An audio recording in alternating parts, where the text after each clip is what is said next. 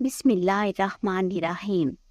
ابو ہریرہ رضی اللہ سے مرفوع مروی ہے کہ اللہ سے قبولیت کے یقین کے ساتھ دعا کرو اور جان لو کہ اللہ تعالیٰ لاپرواہ غافل دل کی دعا قبول نہیں کرتا۔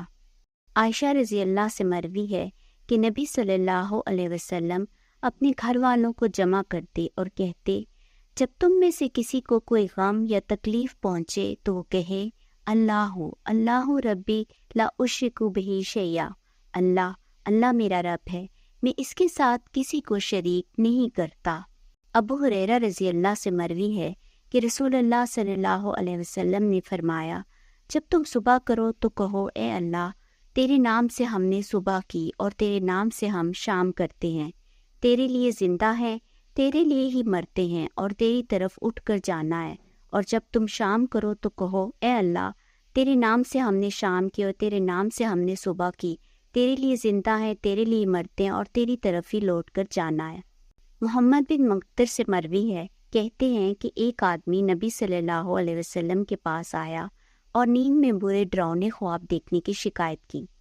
آپ صلی اللہ علیہ وسلم نے فرمایا، جب تم اپنے بستر پر جاؤ تو کہو، میں اللہ کے تمام مکمل کلمات کے ساتھ اس کے غصے، اس کی سزا، اس کے بندوں کے شر اور شیاطین کے وسوسوں اور ان کی آمد سے اللہ کی پناہ میں آتا ہوں۔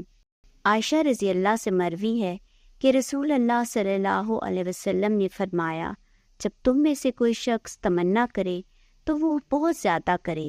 کیونکہ وہ اپنے رب عز و جل سے سوال کر رہا ہے۔ خزیمہ بن ثابت رضی اللہ سے مرفوع مروی ہے کہ مظلوم کی بد دعا سے بچو، کیونکہ یہ بادلوں پر اٹھائی جاتی ہے۔ اللہ عز و جل فرماتا ہے، میری عزت و جلال کی قسم، میں اس کی ضرور مدد کروں گا، اگرچہ کچھ دیر بعد ہی کیوں نہ ہو۔ ابو ہریرہ رضی اللہ سے مروی ہے کہ رسول اللہ صلی اللہ علیہ وسلم نے فرمایا، جب کوئی آدمی کسی کی عدم موجودگی میں اس کے لیے دعا مانگتا ہے تو فرشتہ اس سے کہتا ہے، اور تمہارے لیے بھی اسی طرح۔ عبداللہ بن عمر رضی اللہ سے مرفوع مروی ہے، مظلوم کی بد دعا سے بچو، کیونکہ یہ آسمان کی طرف چنگاری کی صورت میں جاتی ہے۔ عائشہ رضی اللہ سے مروی ہے کہ رسول اللہ صلی اللہ علیہ وسلم نے فرمایا، جب تم میں سے کوئی شخص سوال کرے تو وہ زیادہ کرے، کیونکہ وہ اپنے رب سے سوال کر رہا ہے۔ ارباز بن ساریہ رضی اللہ سے مروی ہے کہ رسول اللہ صلی اللہ علیہ وسلم نے فرمایا، جب تم اللہ سے سوال کرو تو اس سے جنت الفردوس کا سوال کرو، کیونکہ وہ جنت کا سب سے افضل و اعلیٰ حصہ ہے۔ تم میں سے کوئی شخص اپنے چرواہے سے کہتا ہے کہ وادی کے پوشیدہ سب سے اعلیٰ حصے میں جانا، کیونکہ وہ چارے اور گھاس سے بھرپور ہے۔ ابو ہریرہ رضی اللہ سے مروی ہے کہ نبی صلی اللہ علیہ وسلم نے فرمایا، جب رات کے وقت تم مرغ کی آواز سنو تو اللہ سے اس کے فضل کا سوال کرو اور اس کی طرف رغبت کرو، کیونکہ اس نے فرشتہ دیکھا ہے۔ اور جب تم رات کے وقت گدھے کی آواز سنو تو شیطان کے شر سے اللہ کی پناہ طلب کرو، کیونکہ اس نے شیطان دیکھا ہے۔